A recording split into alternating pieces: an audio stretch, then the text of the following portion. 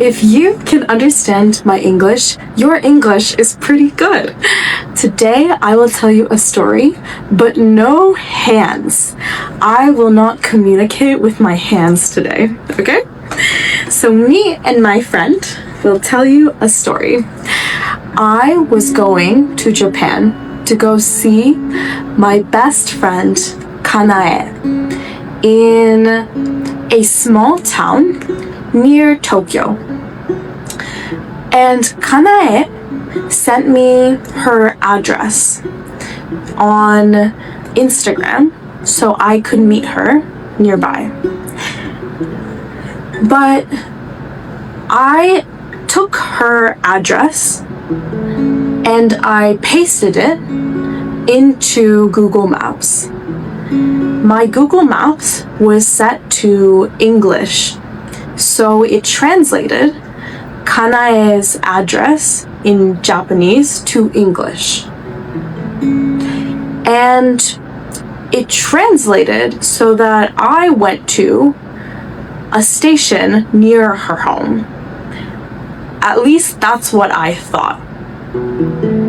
But then I text Kanae a picture of where I am.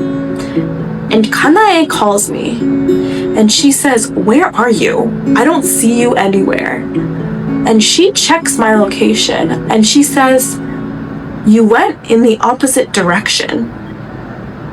You are in a completely different part of Japan." And I am so freaked out.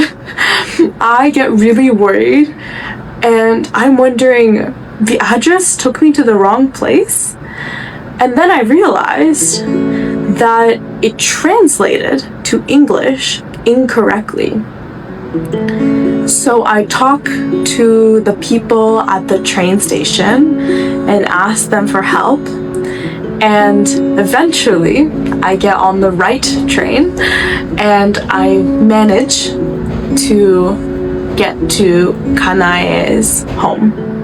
And then we got dinner together and all was well. Okay, did you understand my English story with no hands? If yes, I am so impressed.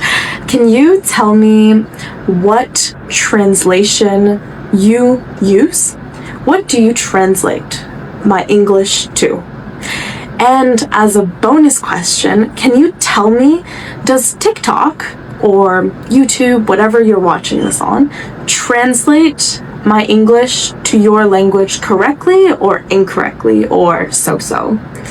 Do the captions seem correct or kind of not, a little bit inaccurate?